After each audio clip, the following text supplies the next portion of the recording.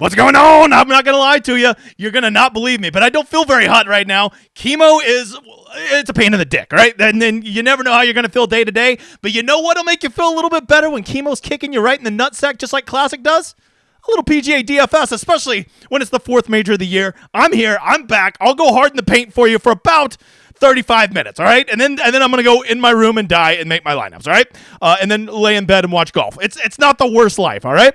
What's up, new guy? My name's James, better known as the Degenerate 75. I am a DFS content creator. I don't know. I play DFS. I know a lot about it, and I'm here to help you get better. I'm not going to do it with stupid fucking picks and plays. If that's what you want, great news. There's 1,000 other shows out there that do that shit. Not here. I'm going to teach you how to play the game and maybe give you a couple pointers where you won't step on your dick, because if you want to know a little secret, PGA DFS be real tough, all right? So, If for some reason you're watching this on DGen's channel later, get the fuck over to Ship It and like and subscribe to Ship It, because I'm only recording live shows over here. I'm going to be doing all my football shows over here. Golf next year, I'll be doing over here, okay? So just like and subscribe on Ship It. There's DGen75. It doesn't exist anymore, all right? Big guy's been out there living life. If you didn't see, I played in the World Series of Poker. Was that just last week? Number 2 on my bucket list. It was awesome. Got in there. There's my receipt in case you think I'm full of shit. Got to see my boy Scott, 2017 champion. Went and had dinner at Giada's. Very good. The lady loved the bolognese pasta at Giada's. There's me. Well, that's not me at the final table, but that's me creeping at the final table. And that just a room full of fucking people playing poker. I ended up making it to day 2. Couldn't get away from some queens. I maybe was a little tilted. What are you gonna do? By the way, a lot of the people liked my Ship It hat. They thought it was like, they didn't know Ship It was like a DFS thing. They thought it was like poker, which it kind of works because, you know, you like ship the pot, right? And I did take out 2 guys. Sadly, both of them were Americans, and with all the Euro donkeys at my table, I would have much rather taken them out. But still a cool experience. Plan on playing again next year. We'll see what the good Lord has in store for us. All right. So I am going to give away a ticket tonight. Me and you will build a $200 ticket. For this is everybody that liked and reposted over on Twitter. I'll spin it at the end. Reach out to me on Twitter. We'll build a lineup tonight. I'll give you half of whatever we win in the $200 single entry. It's not going to be my team. It's going to be our team. We'll build it together. So if you win, make sure to shoot me a DM on Twitter. If you're not on Twitter, I don't know, fucking email me or something. All right. Very simple question. We got to get going. I'm already sweating like a whore in church in here. What is my first? Oh, yes. Here you go. New guy. First question of the night. See, I got chemo brain. It makes you a little slow. Here you go. Have you made your lineup yet? You have. I know you have. Because, we're what, 5.5 hours away from lock. You got panicked. You made your lineups. I get it. You got to be better than that, new guy. There's still plenty of time to get all the information in this and still make it. And we're going to start, we always start contest selection. And let me just go ahead and tell you, here's the big $25 millionaire maker for tomorrow, which, by the way, is almost full, which I should tell you is already full and just save you some money. Because if you're going to go toss your 1 or 2 lineups in this, you know, go put your $50 in it and have a dream, I can already go ahead and tell you how this is going to end. You're not going to win, all right? You're not going to win it. It's just horrific. This is I get it. You got $50 you want to waste, that's cool. But, if you ever want to, play DFS every week and, make it sustainable and not have to remortgage your house because you're losing your dick every week, just stay away from contests like this. Second place, we always want to be half of first. It is a smooth 1/10. Polly, tell them.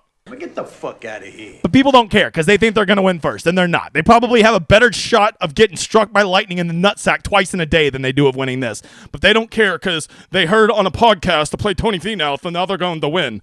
Whatever. You can't help those people. Look, there's so many good contests. If you would just scroll down here to the prize pools when they get under $100,000. And why do I say the ones under $100,000? Well, there's not near as many fucking people in them, right? That makes it a lot easier to win when you only got to beat a couple thousand people instead of 145,000. And the payout structures tend to be way more balanced down here. The $1.20 max, the $12 single entry, the $6 drive the green. Just go the $5 single entry. Or if you're a medium level player, this $10 18 max, $150 single entry, $33 single entry. If you would just play in these contests, you would have such a better experience. You would be amazed how much better, if you have that one asshole, you've got 3 guys in the top 10, 2 guys in the 20s, and you have that one dickhead who's T58. You could still win those kinds of tournaments even with that dickhead. Whereas in the main, if you don't have all 6 guys nutted, you're screwed, right? So I'm telling you, you just get such a better sweat for your money. You get it, when you finish 6th place, you actually win nice money instead of breaking even. So I'm just going to encourage you to do this and always follow the 3 rules. Try to never play in contests where first place is more than 20%, preferably even lower than 20%. Second place always needs to be at least half of first place. And 10th place, preferably, we would like to be at least 1/10 of first. We will settle for 1/20 20th. If you've noticed that the showdown contests have been way better in their prize structures, you're fucking welcome. I used my influence in Detroit, and now we got really good showdown contests, don't we? Not all of them are good, but at least they put one or two good ones out there for me, or I fucking bitch at them. I know you're watching, Jay. All right, so there you go. That's contest selection. That's the first place you're dicking off. Please stop doing that. And for all of you that just don't believe me, you're like, I don't believe you, man. You're just pulling this shit out of your ass. We've been tracking this all year. This is the cumulative over here. If no matter what kind of person you are, 1 entry guy, a 2 to 5, what do all these guys have in common? They all are fucking losers for the season. And it's not just that they lose, it's about a 91 to 93% loser rate, right? So anybody that's telling you, man, I just play in that 25 and I just win every week, well, they're full of shit. The only way you can be profitable playing in those is you better bink 1 or 2 of them a year, right? And the problem is you're putting in one lineup and the very best players are, oh shit, it's here! Amazon came through. I had a pet. The lady just came in. Holy shit. I did an overnight of Amazon. I didn't think it was going to be here, but it's here. She just brought it. The video is going to be so much better now. Thank you, lady. All right, sorry. Lost my train of thought. I did not think Amazon would get here in time. I'm fucking shocking that Amazon didn't. Here's the thing with Amazon. If you do overnight and you don't care, it's always there by noon, right? If you need it here by 7 o'clock, not a fucking chance it'll be here by 7 o'clock. But it did get here by 7:06. So we're not going to bitch too much, all right? Good job, Amazon. All right, which, by the way, the stash should be a pretty good fucking clue what's going on, all right? Should be, if you haven't figured out what's going on, the stash should be a big clue. I see 427 people watching, 200 likes. That means there's 239 because it just updated dickheads in here. 200, that's a lot of dickheads on a Thursday night before lock. I hate to see it. So anyways, what do all these guys have in common? They're all losing. But at least the 150 maxers, they have leverage on you, and they can spread out good player pools. So don't play in them, man. I'm trying to help you. I want PGA DFS to be fun and sustainable, and I want you to have a sweat, and I don't want you to always feel kicked in the dick and defeated like it can't be done. It can be done. I'm not promising you're going to be a winner, but you can make this a sustainable hobby that, like, you can break even and maybe hit a good one day if you just do these little things right. I'll fucking preach it till the day I die, brother. That's how I roll. All right. Let's go. Next thing we're going to check. What's the first thing we always check? New guy. Weather. Very good. Very good. You didn't even say wind. You said weather. I'm proud of you, new guy. But I'm actually going to throw you a curveball because we're not going to weather first. Today we're going to talk about tee times, all right? I'm just going to, if your IQ is not at least 115, you might want to click off for about the next 3 to 4 minutes because this shit's I'm going to get down in the fucking weeds right now, okay? We're going to talk tee times. And the Open Championship, the British Open, it's British, I'm British, Open it's unique. It's the only tournament all year where we get them all going off of hole number 1. Everybody goes off number 1, and they just go out for over 11 hours, right? It's like all fucking day they go out. Most tournaments, they start at 1 and 10, and then you play that, and then they flip over and they play, and then the afternoon guys start about 2.5 hours later. That's not how this works. This will just be guys going off 1. So for all of you that stay up all night, all excited to watch golf at 12:30, just know for for the first 3 hours you're gonna be bored out of your mind fucking watching Justin Leonard bogey everything, okay?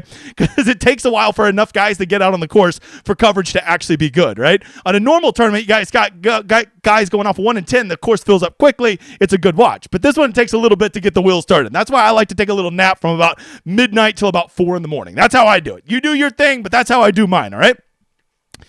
So we're going to talk tee times. This is the only one all year where there's a 156-person field. The Masters does the same thing where everybody goes off 1, but that's a 90-person field. This is a 156-person field, which means that it is going to take a long fucking time for all these guys to go off number 1. And here's the thing. When you do that, you would think, okay, so the guys that go off early, day 1, so Justin Leonard, Tom Hamilton, Jack McDonald will be the first 3 off tomorrow. Yeah, it is tomorrow. Or late tonight is what most of you are thinking. And they will be the first ones to go off. So you would assume that they're going to be the last ones to go off Friday, right? Because you play early one day, you play late the last. You're wrong. This is where we're going to get into the weeds. There are basically, every player has 4 types of tee times between their early and late, right? Justin Leonard, Tom Hamilton, all these guys right here are what we would call early because they have the earliest tee time Thursday. And notice they don't go off the latest on day 2. Matter of fact, they go off very middle of the pack on day 2. So we're going to call them middle. So they're early one day and then they're middle of the pack the next day. So they never have a late tee time. And when we look at the wind here in a minute, you're going to realize that is actually a really nice gift to have, right? So there's guys who have early, mid. There's some guys who have mid, and then they go early. So that would be guys like Ewan Ferguson, CT Pan, Romaine Lettuce, right? Those guys, they have a mid tee time day 1, and then they go off super early day 2. So there's early mid, there's mid early, and then there's the flip side. Then there's guys who are late day or mid day one. So that would be guys like Steven Yeager, Shank, all these guys down here. They go off at a mid time day one, and then day two they go off late. So they have a mid time, and then they have a late tee time day two.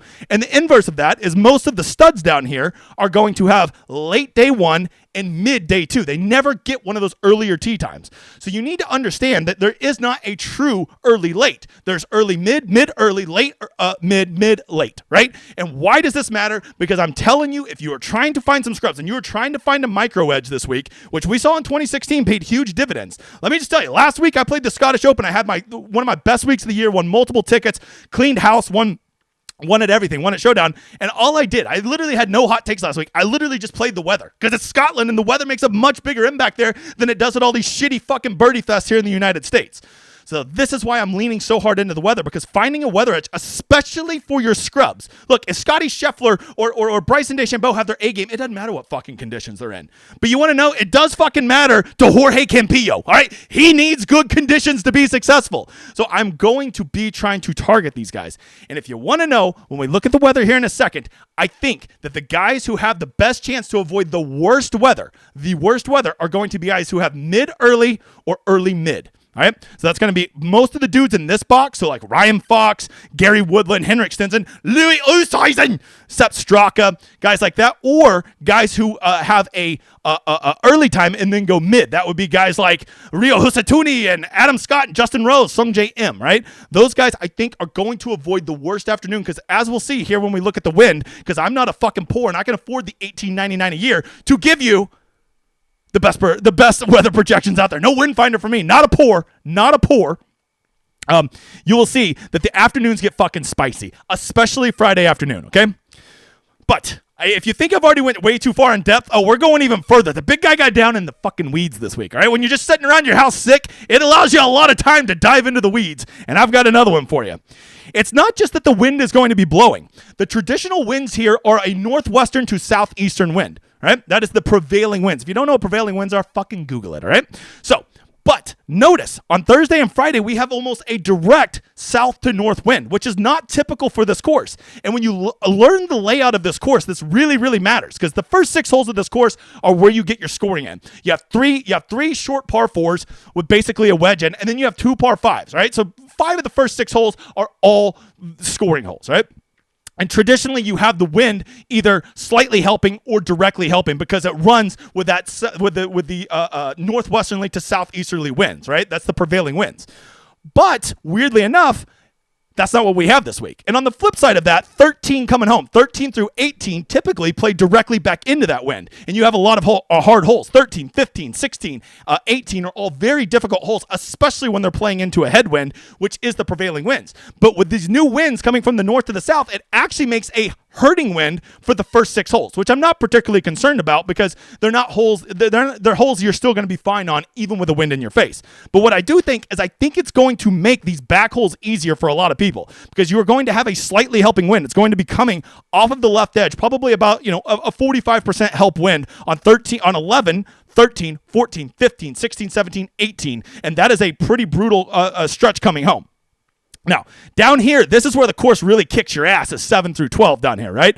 But these holes are going all over the place. And when these holes go all over the place, you're basically just going to need guys who are striking the ball well. It doesn't really matter which way the wind's going as much, right? Although 12 looks like directly back into the wind. So what am I telling you here? I think that those last 6 holes are going to play easier than normal. I think the first 6 holes are going to play about the same as they normally do because even though there's a hurting wind, I don't think it's going to hurt that much. So what am I trying to tell you here? Well, what I would tell you is this. I don't want my guys out there when it is super, super windy trying to make the cut on a Friday afternoon. Because if you can't see Friday afternoon, look at this.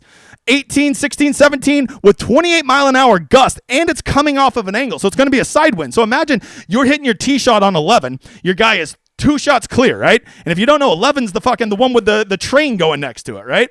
And that wind is going to be blowing straight off the east here, and you got a guy that just likes to hit a little cut. All of a sudden, that becomes a big old hook. That'd be a big old slice, and he is OB, and now all of a sudden your guy's not making the cuts. So if I'm looking at this, what I am seeing is these Friday afternoon winds scare the shit out of me on some of those holes coming home, because it is going to be blowing, and even though it is a slightly helping wind, it's still windy, and it's still going to lead to them misadjusting their shots.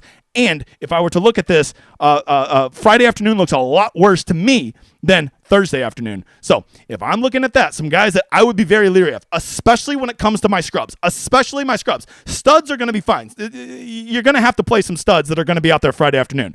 But guys who are going to be out there the very latest Friday afternoon, Finau, Henley, Pavon, Tom Kim, Bryson, Fleetwood, Rahm, Iceberg, Harmon. So if you're kind of already on the fence about Rory, Hatton, there's a lot of chalk guys who are going to be out there Friday afternoon when the wind is going to be the gustiest and not necessarily the help. It's going to be hurting them on the first 6 holes and not necessarily, it's not going to hurt them on the last 6, but it is going to be blowing. And even if it's a slightly helping wind, winds blowing can still fuck you. So if you're thinking about fading some chalk, I would look at fading chalk from guys who are going to be out there Friday afternoon. And here's what I definitely wouldn't do.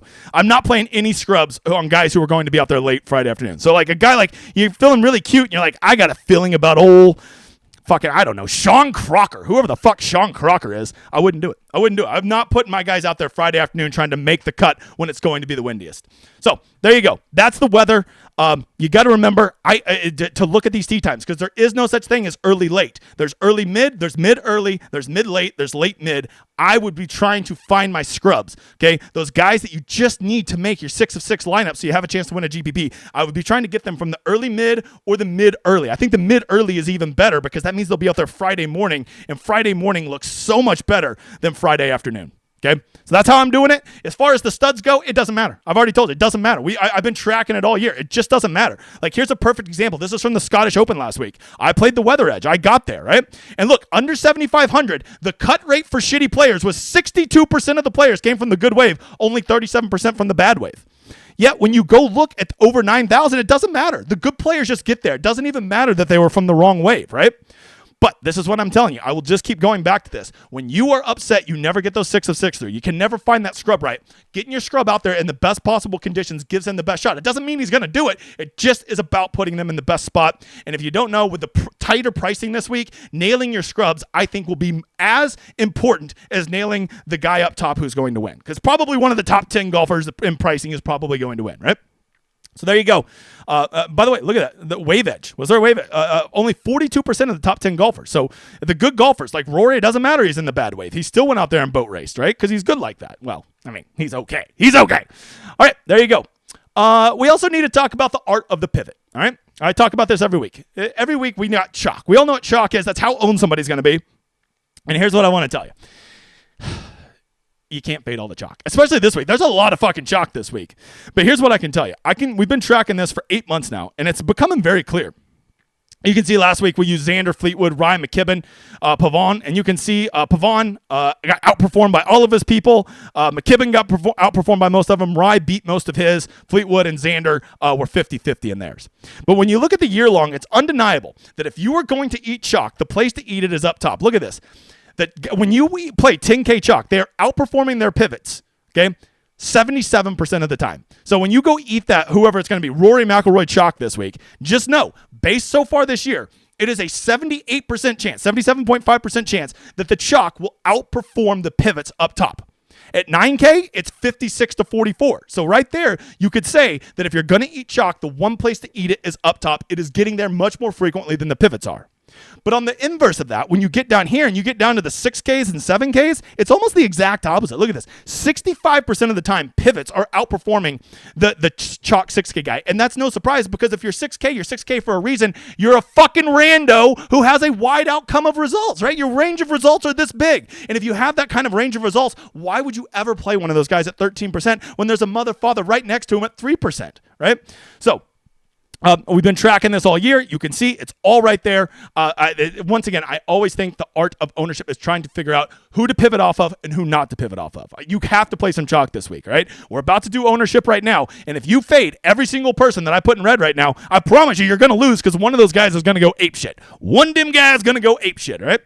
All right, let's see. This is the top 10 highest owned. A couple honorable mentions on here. Wonder what that's about. So first up, we've got old Scotty Scheffler. We'll talk more about this in Steam and Moonwalk in a minute.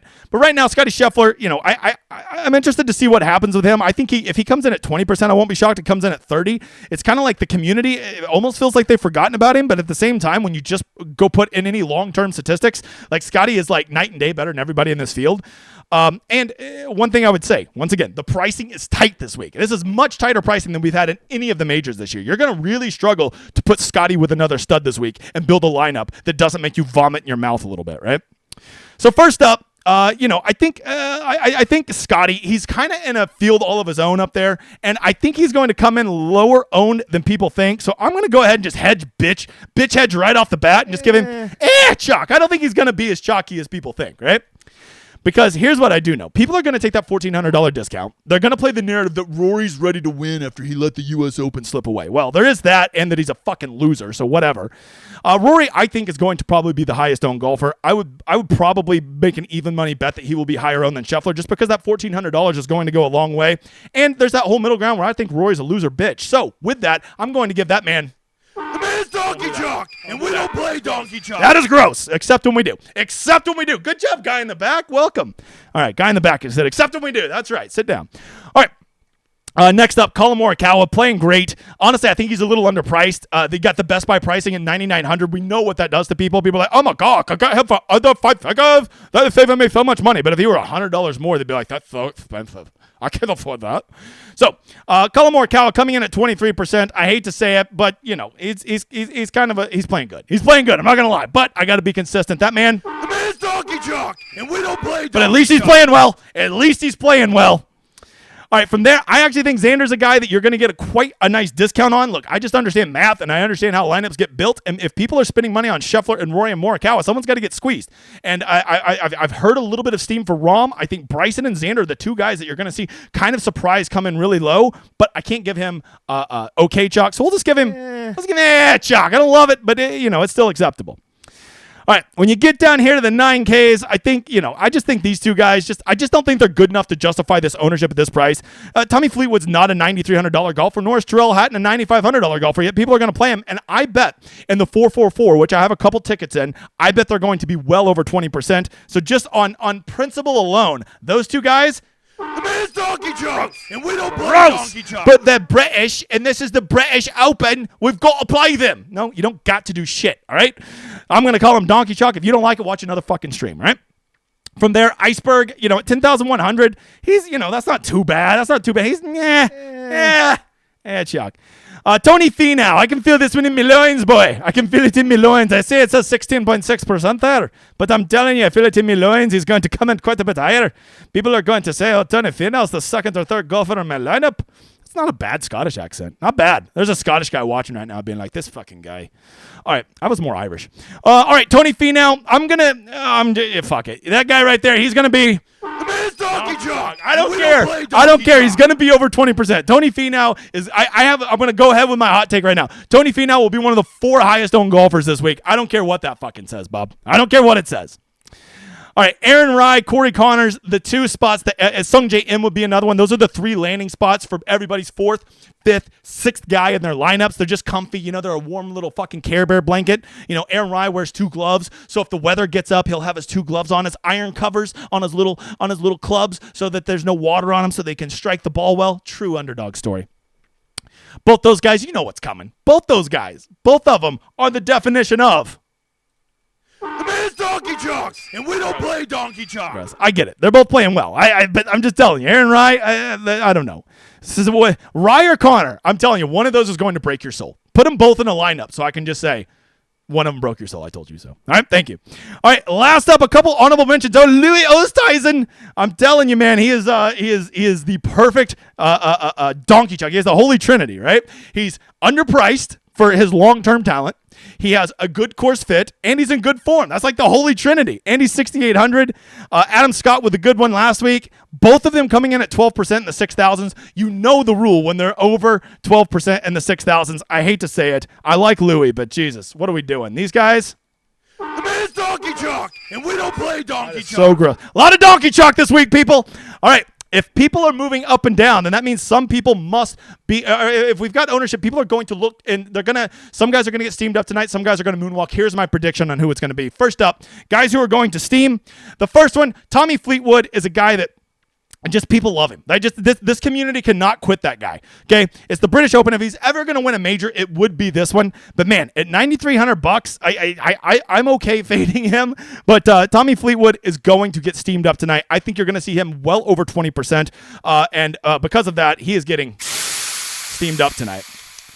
The other one, I'm telling you, Tony Finau will be one of the 4 highest owned guys this week. Tony Finau is so easy to be the third guy in your lineup. You can go with, Rory, Fleetwood, and then you can go Finau, and you still can build a pretty decent lineup doing that. And Tony Finau is a great win player. Tony Finau has a great Open Championship. Tony Finau is playing good golf. He checks almost every box. At 8,700, people will feel like they're getting a free square. He will be over 20%. I can feel it in me loins, boy. So that guy is getting steamed up tonight. And the last steam guy, Louis Oosthuizen. Louis driving his what is he? A tractor around.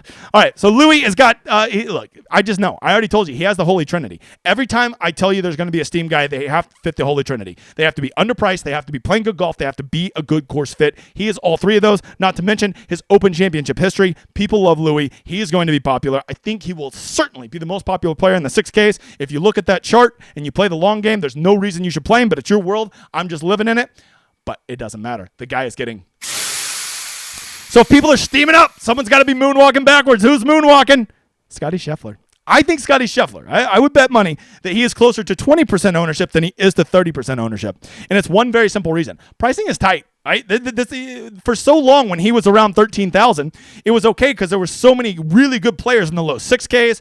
The next closest players were like 11.8, right? It was easy to get him in there. And then you could get Morikawa at 9,100 and stuff like that. So you could do it. But with pricing being so tight on this one, I just don't think he's going to do that. I think you're going to see him surprisingly lower tomorrow than you would expect. So he is going to moonwalk backwards. Next up, Xander Schauffele. I already told you. I think this is just a numbers game. Someone's got to get squeezed up top. And 11,200 ain't a small price tag, Bob, especially when you go look at the 5,000s this week. Ain't nobody wanting to play the $5,000 guys this week. Matter of fact, once you get below about 6,400, it gets real gross.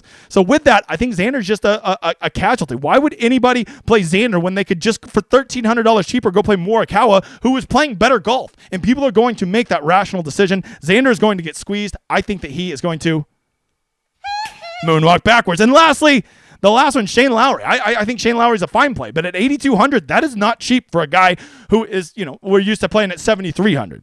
Furthermore, with the tighter pricing and all of the guys around him in that 8K range, he's just going to get squeezed. People are going to click on Tom Kim ahead of him. People are going to click on other players in that 8K range ahead of him. And so because of that, it's nothing against Shane Lowry. It's just simply the guys that are around him. He is going to moonwalk backwards. There you go. That's the steam and moonwalk, guys.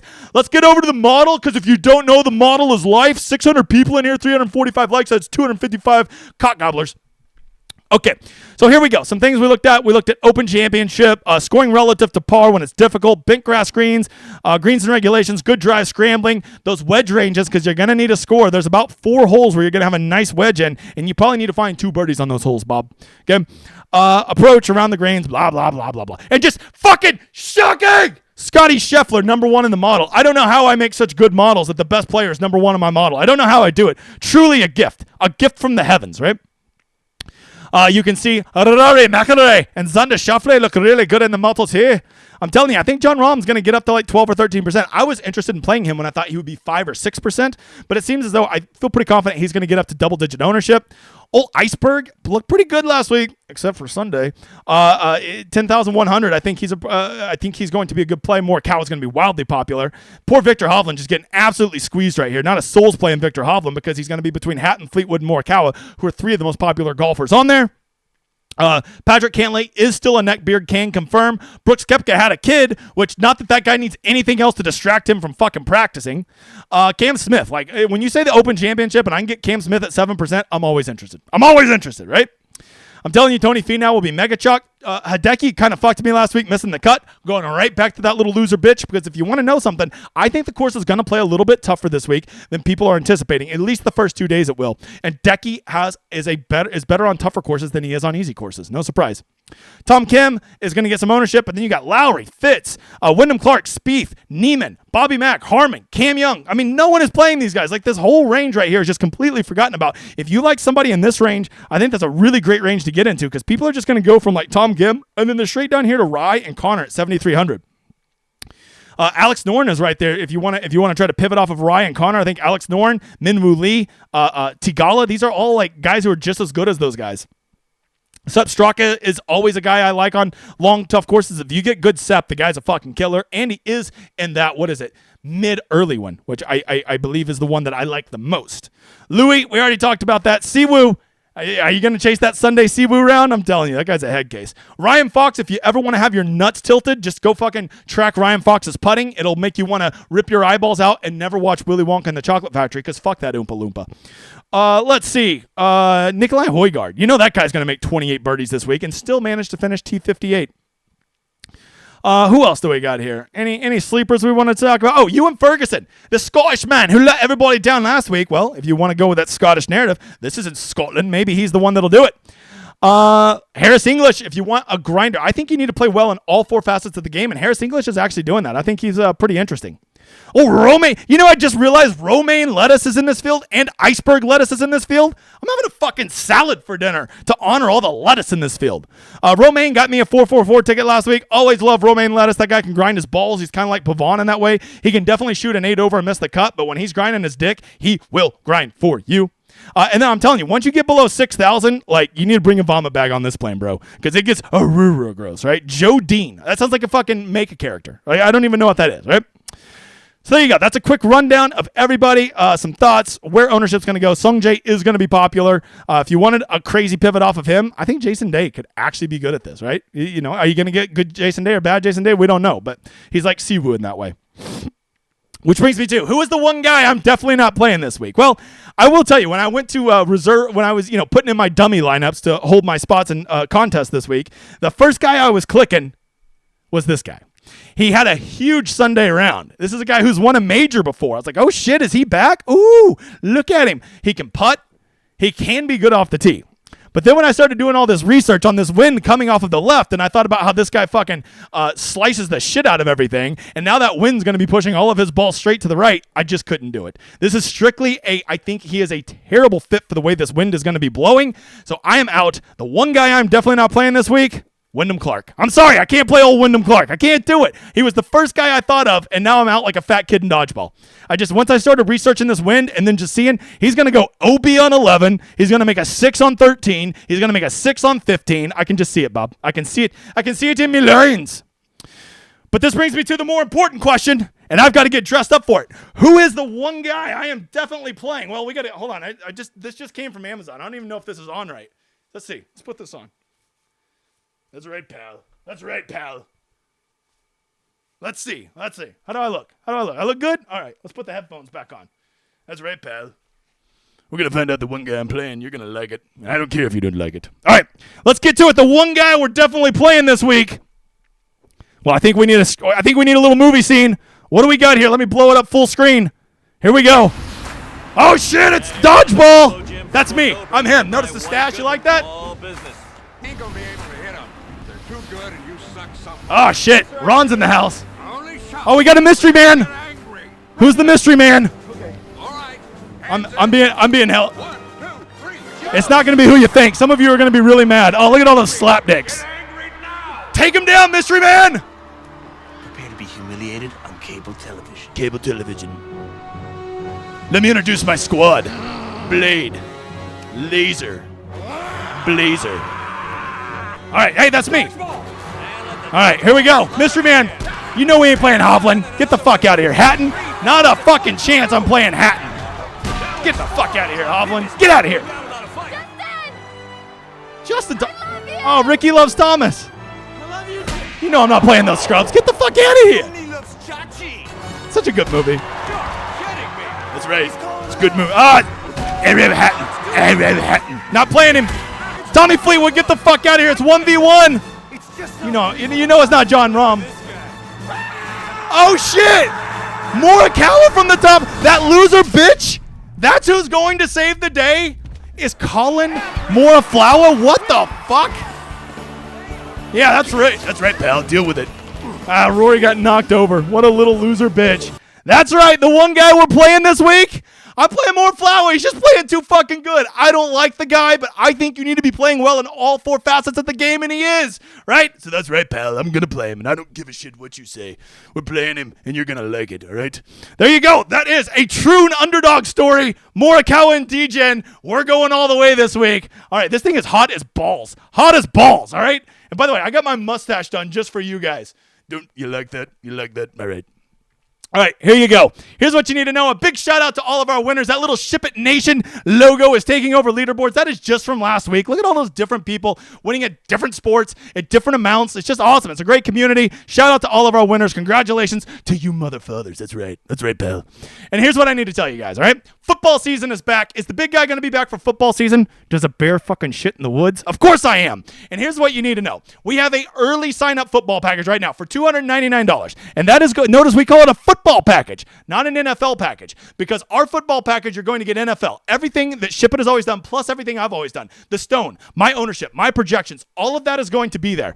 And it's going to be there for NFL and college football, right? Look at the prices. Compare our price to everybody else in the industry, the competitors. But notice, they all have a $300 or $400 college football package. Mine's free. And I'm telling you, if you've never played college football DFS, you don't know what you're missing, motherfather. But here's the best part. You sign up for this early bird package right now, okay?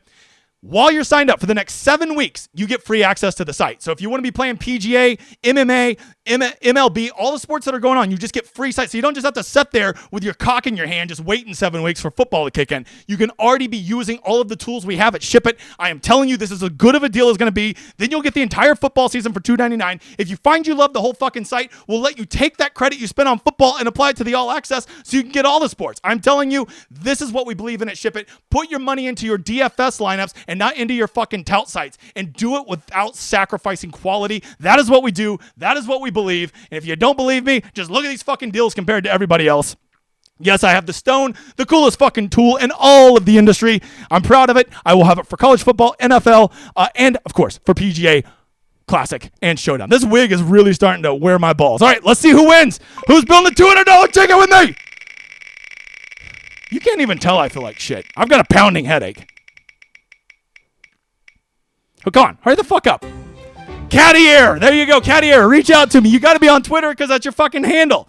All right, I think that's it, guys. I'm sorry, the show's a little shorter. Didn't feel good tonight, but I'll be feeling better once I get some rest and I get to watching some golf. I thank all of you for being here. Remember, never take these weeks for granted. Rule number 1, this is awesome. We get to watch golf for the next 4 days. We get to sweat. We get to tilt. We get to research. We get to watch content. We get to enjoy whether we win or lose. Never take these for granted. It is the best thing out there. Remember, it is about having fun. If you do it right, you do it long enough, you can be sustainable. What a gift it is. If that's not worth a celebration, I don't know what is. Well, anyways, I think it's time for a victory lap.